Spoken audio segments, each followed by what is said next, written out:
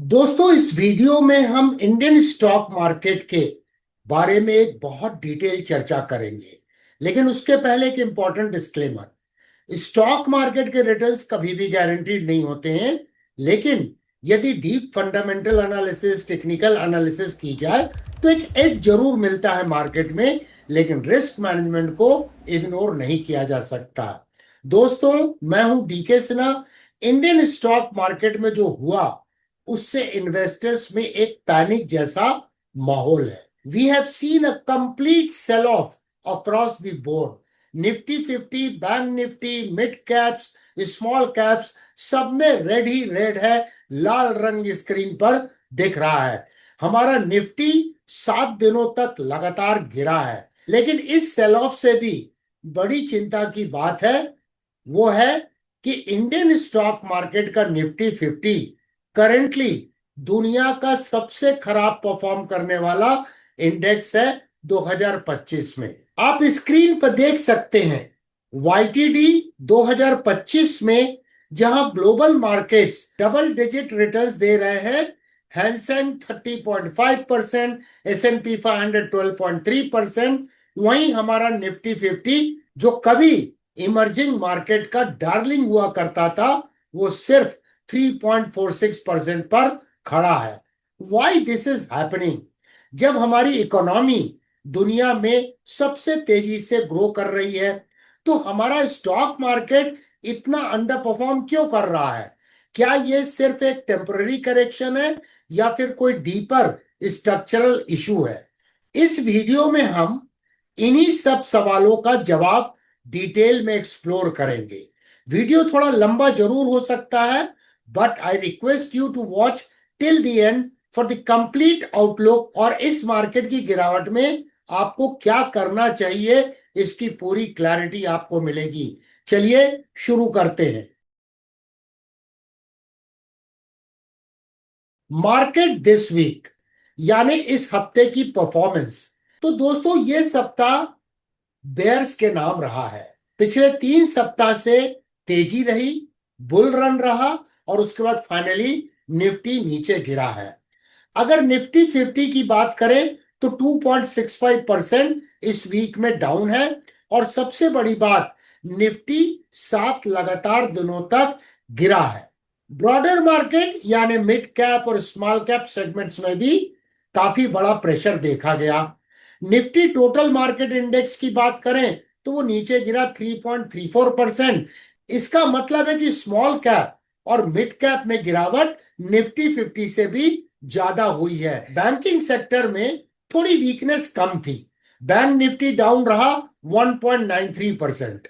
Market की ये under performance एक structural over valuation, foreign institutional investor का स्ट्रैटेजिक एक्सोडस, जियोपॉलिटिकल प्रेशर और डोमेस्टिक लिक्विडिटी के पैराडॉक्सिकल रोल का रिजल्ट है। सिंपल शब्दों में, मार्केट फॉरवर्ड लुकिंग होता है और वो भी आगे आने वाले हेडविंड्स को डिस्काउंट कर रहा है। मेजर सेक्टर्स दिस वीक, इस हफ्ते की सेलिंग में कोई भी सेक्टर नहीं बचा है दोस्तों।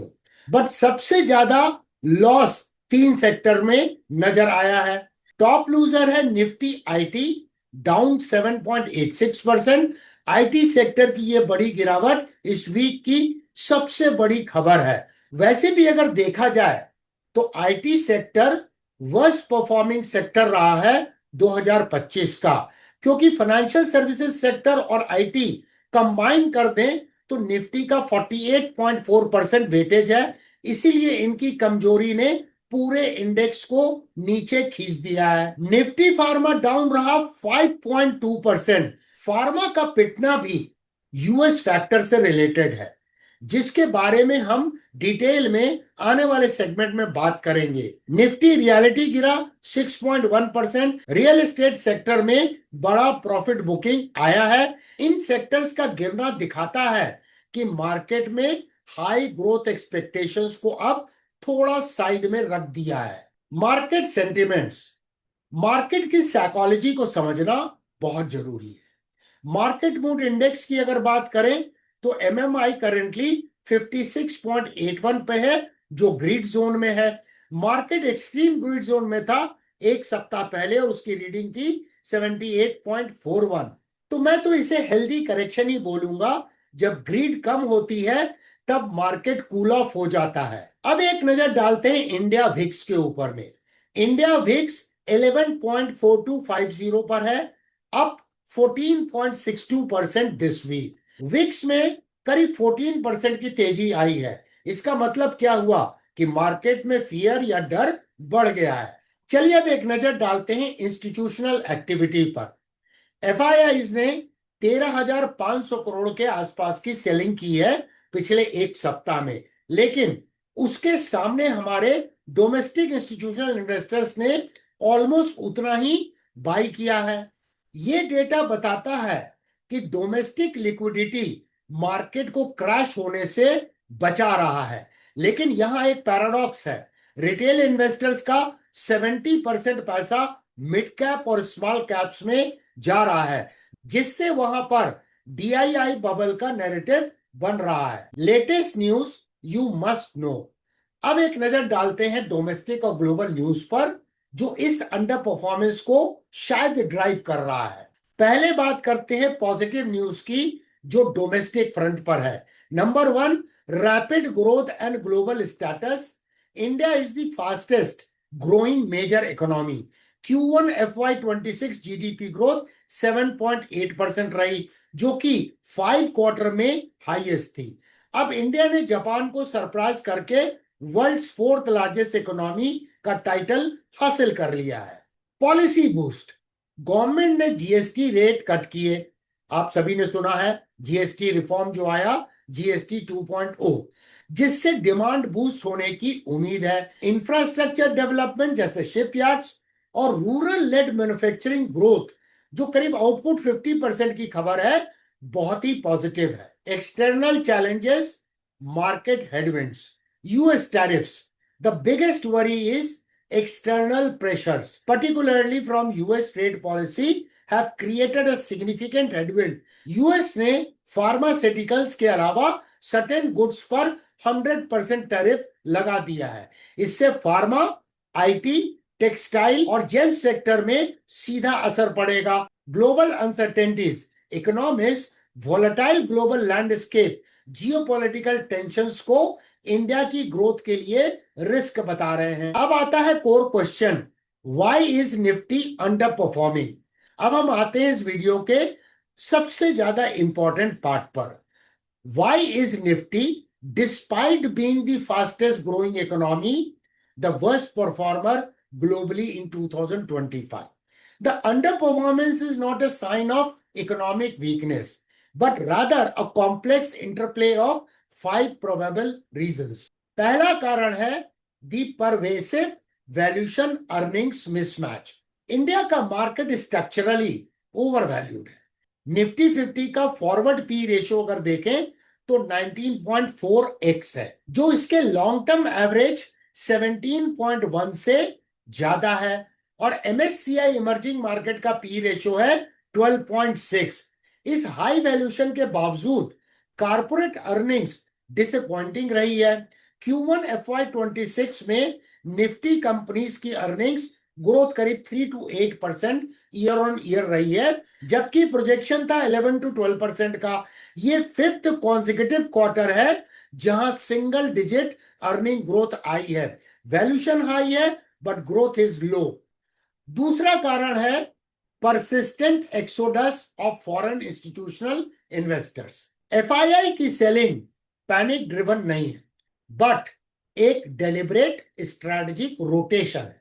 एफआईआई इंडिया की हाई वैल्यूएशन को देखते हुए चाइना, साउथ कोरिया और ताइवान जैसे मार्केट में शिफ्ट हो रहे हैं, क्योंकि वहां वैल्यू ग्रोथ प्रोपोजिशन ज्यादा अट्रैक्टिव होने लग रहा है। वैसे एफआईआई वापस आने के लिए क्लियर कैटलिस्ट का इंतजार कर रहे हैं, जैसे कि अर्निंग्स में शार्प टर्न अराउंड आए या यूएस ट्रेड टेंशन का रिजोल्यूशन मिल जाए। तीसरा कारण है geopolitical headwinds and US trade tariff pressures. External pressures, specially US trade policy ने सेंटिमेंट को खराब कर दिया है। New US tariffs including the threat of 100% tariffs on pharma ने इन्वेस्टर सेंटिमेंट पर टैंजिबल इंपैक्ट डाला है। ग्लोबल ट्रेड एनालिसिस के अनुसार मई से लेकर अगस्त 2025 के बीच में इंडिया का एक्सपोर्ट्स टू यूएस 22.2% से डिक्लाइन हुआ है, जो काफी सब्सटैंशियल है। यह डेटा दिखाता है कि टैरिफ का डर सिर्फ खबर नहीं है, बल्कि बिजनेस पर रियल इफेक्ट डाल रही है। चौथा कारण है हेवी वेट ड्रैग फ्रॉम की सेक्टर्स। निफ्टी 50 की अंडर परफॉर्मेंस का बड़ा रीजन उसके मोस्ट हेवीली वेटेड सेक्टर्स की कमजोरी है। फाइनेंशियल सर्विसेज और आईटी कंबाइंड तरीके से 48.4% वेट रखते हैं निफ्टी 50 में। उसका रिजल्ट क्या हुआ? आईटी सेक्टर जो वर्स्ट परफॉर्मिंग सेक्टर रहा है 2025 में, और साथ में फाइनेंशियल्स में आई प्रॉफिट बुकिंग ने निफ्टी को ग्लोबल पीयर्स के सामने नीचे खींच दिया। पांचवा कारण domestic liquidity's paradoxical role. Domestic institutional investor की स्ट्रॉन्ग बाइंग ने मार्केट को कुशन तो किया है, लेकिन लार्ज कैप रैली को एक्सेलरेट नहीं किया। कंसर्न क्या है? रिटेल इन्वेस्टर्स का डीआईआई मनी सिप के थ्रू डिस्प्रोपोर्शनेटली मिड और स्मॉल कैप सेगमेंट में जा रहा है, अराउंड 70%। इस कंसंट्रेटेड फ्लो से मिड और स्मॉल कैप में ओवर वैल्यूएशन का डर है, जिससे एनालिस्ट डीआईआई बबल का नाम दे रहे हैं। Technical analysis. चलिए दोस्तों, अब चार्ट के ऊपर में चलते हैं। निफ्टी टोटल मार्केट इंडेक्स और बैंक निफ्टी की टेक्निकल एनालिसिस करते हैं, प्राइस एक्शन को समझते हैं और जानने की कोशिश करते हैं कहां पे potential support and resistance level दिखाई दे रहा है। यदि आप technical analysis, price action analysis को प्रॉपर तरीके से सीखना चाहते हैं तो जीरो टू हीरो की जो प्लेलिस्ट है इस चैनल पे, उसे एक्सप्लोर जरूर करें। Let's start with this stock market 101 video. Good idea. It covers the basics. Yeah. Yes. And then maybe the common mistakes one. Yes. Yeah. So we avoid those.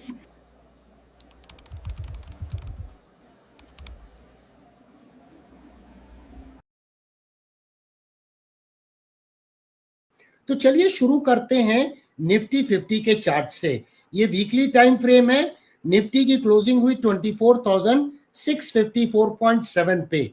यहां पर ध्यान से देखिए कि इस वीक की कैंडल कैसी बनी है। ये one black crow candle stick pattern है। क्या ये सपोर्ट के पास में है? लगता तो है दोस्तों, क्योंकि दो बार इसने यहां पर रिसेंट टाइम में EMA 21 को रिस्पेक्ट किया है और करीब करीब EMA 21 पर ये फिलहाल ट्रेड करती हुई नजर आ रही है। इसके अलावा कुछ ड्राइंग को अगर मैं सुपर इम्पोज करूं तो और क्लैरिटी आएगी। ये देखिए, ये यहाँ पर रेजिस्टेंस था जो बाद में सपोर्ट बना, सपोर्ट बना, सपोर्ट बना, और ये देखिए काउंटर ट्रेंड लाइन जो रेजिस्टेंस के रूप में एक्ट कर रही थी, जिसका ब्रेकआउट हुआ। तो ये थ्रोबैक में ये दोनों ट्रेंड लाइन के बीच का जोन एक इंपॉर्टेंट डिमांड एरिया है और इसी डिमांड एरिया में EMA 21 का इंटरवेंशन है। अब अगर यहाँ डेली प्राइस चार्ट में देखें तो इसका मतलब ऑलरेडी प्राइस, ये जो सिमेट्रिकल ट्रायंगल का ब्रेकआउट हुआ था यहाँ पर, तो ये डिमांड जोन में आ गई है। इस जगह पे ध्यान से देखें, पहले भी यहाँ से बाउंस बैक हुआ है, बाउंस बैक हुआ है। ये ट्रेंड लाइन का सपोर्ट है। ये राइजिंग ट्रेंड लाइन इस जोन में आ रही है। तो यानी 24,500 से 24,600 का जो जोन है वो एक इंपॉर्टेंट डिमांड एरिया है। तो प्राइस करीब करीब डिमांड एरिया के पास आती हुई नजर आ रही है। अपसाइड में रेजिस्टेंस कहाँ मिलेंगे? ऑब्वियसली दोस्तों, ये जो गैप क्रिएट हुआ है लास्ट ट्रेडिंग सेशन के दिन, वो है करीब 24,900 के आसपास। तो 24,900 से 25,050 का जोन, ये एक इमीडिएट सप्लाई एरिया है। और इसी जोन में आप देखें तो EMA 55, volume weighted moving average 21 period and EMA 21 का समावेश है। अब अगर निफ्टी टोटल मार्केट इंडेक्स को देखें तो डेली चार्ट है ये इसका। तो डेली चार्ट में क्या देख रहे हैं, पहले भी यहाँ डबल बॉटम इसने बनाया था। तो ये जो जोन है जहां से बाउंस बैक हुआ है, ये इंपॉर्टेंट डिमांड एरिया है और यहीं पर करीब करीब SMA 144 है। कई लॉन्ग टर्म मूविंग एवरेजेस है। प्राइस एक्शन को ध्यान से देखें तो यहाँ आपको सपोर्ट नजर आ रहा है। इसके पहले यहाँ रेजिस्टेंस था, ये सपोर्ट है। तो ये मोस्ट रेलेवेंट लाइन है जो यहाँ पर ये सपोर्ट जोन के रूप में काम करेगी। तो ऐसा लग रहा है कि डिमांड जोन में इवन निफ्टी टोटल मार्केट जो ब्रॉडर मार्केट को रिप्रेजेंट करता है वो पहुंचता हुआ नजर आ रहा है। अभी हम बैंक निफ्टी के प्राइस चार्ट को देख रहे हैं, तो यहाँ बैंक निफ्टी की क्लोजिंग हुई है 54,389.35 पर। यहाँ पर देखिए मल्टीपल रेजिस्टेंस थे, बाद में ये सपोर्ट बना, ऑफ कोर्स रोल चेंज हो गया, जो रेजिस्टेंस था वो सपोर्ट बन गया, तो इसका मतलब फिर से ये जोन जो है ये एक सपोर्ट एरिया जहां से ये बाउंस बैक हुआ था। तो बैंक निफ्टी भी सपोर्ट के पास में आता हुआ नजर आ रहा है। डेली चार्ट में अगर ध्यान से देखें तो इंपॉर्टेंट चीज क्या है दोस्तों कि कहां पे पहुंच गया है bank Nifty. Gap down opening हुई लास्ट ट्रेडिंग सेशन में और अब ये सपोर्ट पे पहुंच गया है SMA 144 पे, जहां पहले भी इसने सपोर्ट लिया था। तो बैंक निफ्टी में ये कंसोलिडेशन बैंड जो है ये इंपॉर्टेंट डिमांड एरिया है जिसके पास में बैंक निफ्टी पहुंचता हुआ नजर आ रहा है। अगर यहां पर देखें तो ये लॉन्ग टर्म एक सपोर्ट लाइन है जहां पर प्राइस ट्रेड हो रही जो कि कॉन्फ्लुएंस SMA 144 का है, और ये एक रेजिस्टेंस लाइन है, ये रेजिस्टेंस लाइन है। तो फर्दर मूव कैसे डिसाइड होगा, ब्रेकडाउन अगर इसका होगा, डिमांड एरिया कहां आ रहा है 54,100 से 54,350 का जो जोन है वो एक डिमांड एरिया है, और अपसाइड में रेजिस्टेंस कहां है जहां पर ये गैप क्रिएट हुआ है, ये देखिए जहां EMA 21 का कॉन्फ्लुएंस है 55,000 से 55,200 ये सप्लाई एरिया है। तो यहां से बाउंस बैक अगर होता है और ये ब्रेकआउट होता है तो फिर एक अपसाइड मोमेंटम डेवलप होगा। लेकिन अगर इसका ट्रेंड लाइन का ब्रेकडाउन हो गया और इस कंसोलिडेशन के पास में प्राइस अगर नहीं रुकी तो डीपर करेक्शन की संभावना को हम रूल आउट नहीं कर सकते हैं, क्योंकि चिंता का विषय है यहां पर गैप है जो अभी तक फिल नहीं हुआ है। The catalyst for turn around, despite these challenges the outlook remains cautiously optimistic.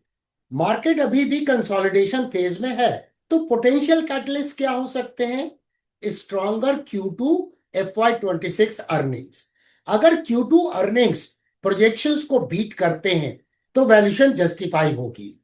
Resolution of US India trade tensions, tariffs का हटना FII के कॉन्फिडेंस को तुरंत रिस्टोर कर सकता है। Global interest rate easing, US Fed का रेट कट करना इंडिया जैसे इमर्जिंग मार्केट को अट्रैक्टिव बना सकता है। Conclusion, what should you do. तो दोस्तों हमने देखा कि निफ्टी की अंडर परफॉर्मेंस का reason high valuation, low earning growth और ग्लोबल FIIs का स्ट्रैटेजिक शिफ्ट है जिसे US टैरिफ ने एक्सेलरेट कर दिया है। आपको क्या करना चाहिए, अगर आप ट्रेडर्स हैं, मार्केट में वोलेटिलिटी हाई है, ट्रेड साइज कम रखिए, फोकस ऑन की support and resistance level, and sideways market में ट्रेड ना करना एक इंपॉर्टेंट डिसीजन हो सकता है। वेट करें US टैरिफ पर फाइनल अपडेट का। अगर आप इन्वेस्टर्स हैं तो पैनिक होने की जरूरत नहीं है, क्योंकि ये इंडिया की कोई इकोनॉमिक वीकनेस नहीं है। India's fundamentals are still robust. SIP का इस्तेमाल करें, DIIs की बाइंग लॉन्ग टर्म कॉन्फिडेंस का साइन है। Focus on large cap for stability, mid और स्मॉल कैप में निवेश करने से पहले DII बबल की चिंता को ध्यान में जरूर रखें। फाइनल थॉट, मार्केट में करेक्शन आना जरूरी होता है। जिस तरह निफ्टी 50 ग्लोबल पीयर से वर्स्ट परफॉर्मर बना है, यह दिखाता है कि मार्केट के सारे नेगेटिव फैक्टर्स को प्राइसिंग या डिस्काउंट कर रहा है। अब अगर catalyst Q2 earnings, tariff resolution आते हैं तो यही मार्केट सबसे तेज रिबाउंड भी कर सकता है। ऑलवेज इन्वेस्ट करें wisely, do your own research, learning never stops with DK Sinha.